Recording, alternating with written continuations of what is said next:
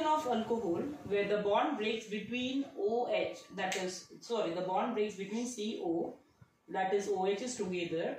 The second reaction, that is the reaction with PCl3, PCl5, SOCl2, that reaction already we have done same in HDA, where we have seen that among all the three reactions, the reaction of SOCl2, it was more better reaction. So why? Because the byproducts were in the gaseous state and the product was easy to isolate.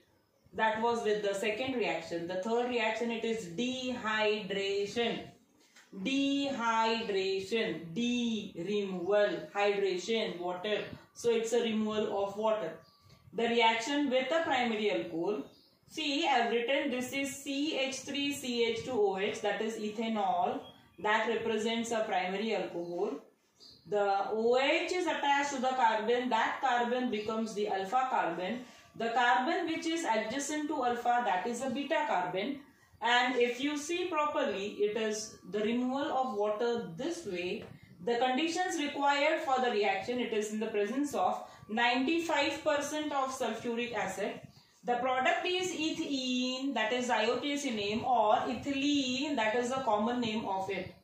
So if it is ethanol, on dehydration it is converted to ethene. If it is the secondary alcohol, the same way. See, the functional group is this. The carbon which is attached to OH, that is the alpha carbon. The adjacent to it, I can say both are beta carbon.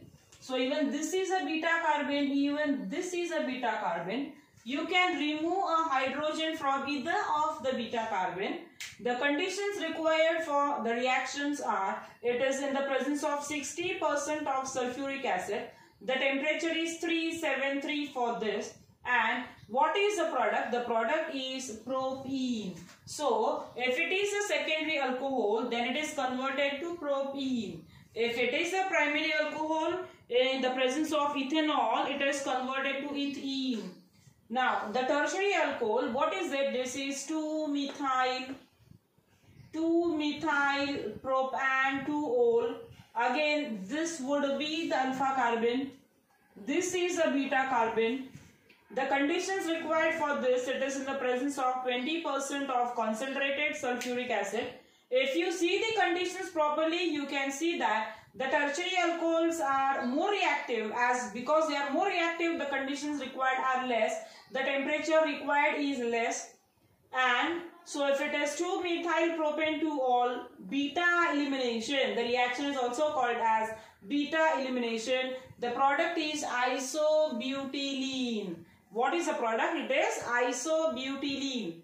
The same conditions we had seen in 11th standard, the same reaction we had in 11th standard. I can use either sulfuric acid or it is in the presence of alumina 2. The temperature is different. Instead of writing this sulfuric acid, the same reactions, the conditions can be written with alumina 2. The reactants and the products would be same. The only difference is in the conditions of it. If it is a primary alcohol, alumina, the temperature is 623 Kelvin. If it is a secondary alcohol, by using alumina, the temperature is 523 Kelvin. If it is a tertiary alcohol, by using alumina, the temperature is 423 Kelvin. Baki reactions remain same. Okay, now we go for an important reaction. The reaction with butan-2-ol. This is butan 1, 2, 3, 4. So it is butan, and because a single bond between the carbon atoms, 2-ol, because it is attached to the second carbon. So what is this? The structure is butan-2-ol. Now I have got two chances to remove a hydrogen. As we know, this is alpha carbon. The carbon which is adjacent to it, so this is a beta carbon, even this is a beta carbon. So it is not a symmetrical structure like propan-2-ol. Means on the either sides, propan-2-ol we have got CH3 groups, which is not the case over here. One side you have CH3, the other side you have got a C2H5 group. So it is not a symmetrical structure. And now let us see, this is alpha carbon, beta is this. If I remove a hydrogen from here, that is a water molecule is removed from here, what is it converted to? I get a double bond over here. So what is it? It is but1ene. See properly what is it? It is but1ene. Or the other case, if I remove a hydrogen from this carbon, because even this is a beta carbon, if I remove a hydrogen from here, what do I get? It is converted to but2ene.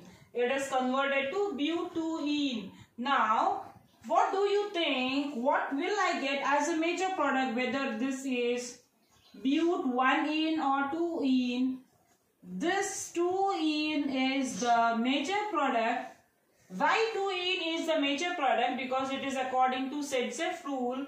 It states that a simple form of a Sedgwick rule, the hydrogen is removed from that carbon which is attached to less number of hydrogen atoms. I repeat, the hydrogen is removed from that carbon which is attached to less number of hydrogen atoms. Simple to understand. This is CH3. It has 3 hydrogens. It is CH2. That is, it has got 2 hydrogens.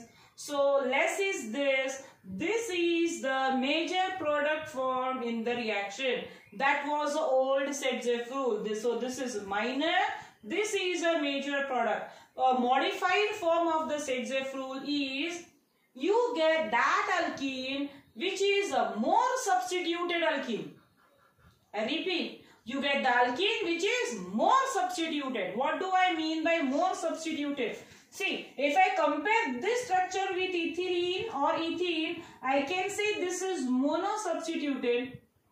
If I compare this, this is a di-substituted, more substituted. That is the major product in the reaction according to Sedgwick rule. So that is all about the dehydration reaction. And now we will see what is the mechanism of the dehydration reaction. So that will be the third mechanism from the lesson.